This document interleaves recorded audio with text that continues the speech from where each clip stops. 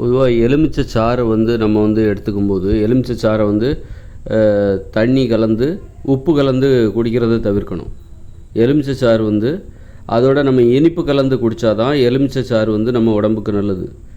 இனிப்பு கலக்காமல் உப்பு கலந்தோ அல்லது நிறைய தண்ணி ஊற்றியோ வெறுமனே எலுமிச்சை சாறு நிறைய தண்ணீர் ஊற்றியோ குடித்தோம்னா அது நம்ம பற்களை பல் எலும்பு எல்லாத்தையும் அரிக்க ஆரம்பிச்சிடும். அதனால் எலுமிச்சம்பழம் நம்ம வந்து சாறு குடிக்கும்போது அதில் வந்து என்ன பண்ணணும்னா இனிப்பு கலக்கணும். கண்டிப்பாக இனிப்பு கலக்கணும். இனிப்புங்கிறது என்னவாக இருக்கலாம் அப்படின்னா, வெள்ளைச்சீனி கண்டிப்பாக கலக்கக்கூடாது. நாட்டு சர்க்கரை அதையும் தவிர்க்கணும் தான். இருந்தாலும் நம்ம ரொம்ப பாதுகாப்பானது எதுனா கருப்பட்டி சேர்க்கலாம், அல்லது வந்து தேன். கருப்பட்டி இல்லைன்னா தேன், இது ரெண்டும் ரொம்ப பாதுகாப்பானது. இது கலந்து அந்த புளிப்பே தெரியாத அளவுக்கு, அந்த எலுமிச்சை சாறின் புளிப்பே தெரியாத அளவுக்கு நம்ம அந்த எலுமிச்சை சாறை வந்து தண்ணியில் கலந்து அதில் தேன் இல்லைனா கருப்பட்டி சாறு கலந்து, அதாவது இனிப்பு கலந்து கருப்பட்டி சாறு அல்லது கருப்பட்டி பாகு, அதான் கருப்பட்டி கலந்து அல்லது வந்து தேன் கலந்து அந்த எலுமிச்சை சாறு தண்ணீர் இப்படி தான் குடிக்கணும். இனிப்பு கலந்து குடிக்கணும்.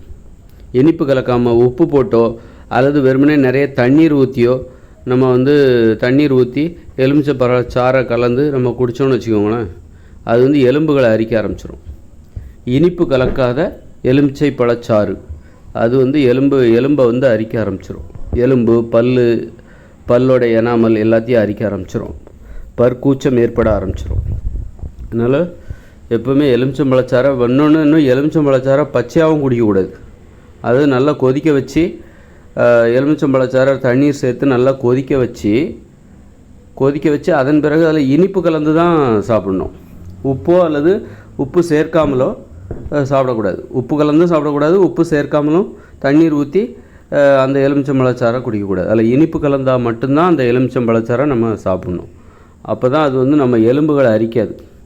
அதே நேரத்தில் அதான் பச்சையாகவும் நம்ம அதை சாப்பிடக்கூடாது. கொதிக்க வைக்காமல் அந்த எலுமிச்சம்பழச்சாரை சாப்பிடக்கூடாது, குடிக்கக்கூடாது. குடித்தாக்கா அது வந்து வேறு விதமாக ரொம்ப குளிர்ச்சி. அந்த எலுமிச்சம்பழச்சாறுங்கிறது ரொம்பவும் குளிர்ச்சி. அந்த குளிர்ச்சி ரொம்ப நரம்பு மண்டலத்தை பாதிக்கும். நல்லா கொதிக்க வச்சுட்டு அதில் இனிப்பு கலக்கணும். இனிப்பு கலக்காமல் நல்லா கொதிக்க வச்சுட்டு நீங்கள் தண்ணீர் ஊற்றி நல்லா கொதிக்க வச்சுட்டு எலுமிச்சம்பழச்சாறை உப்பு கலந்து எடுத்துக்கிறீங்க அப்படின்னாலும் அந்த உப்பும் வந்து எலும்புகளை அரிக்கிற தன்மைங்கிறது உப்புக்கும் உண்டு. உப்புக்கும் எலும்புகளை அரிக்கிற தன்மை உண்டு.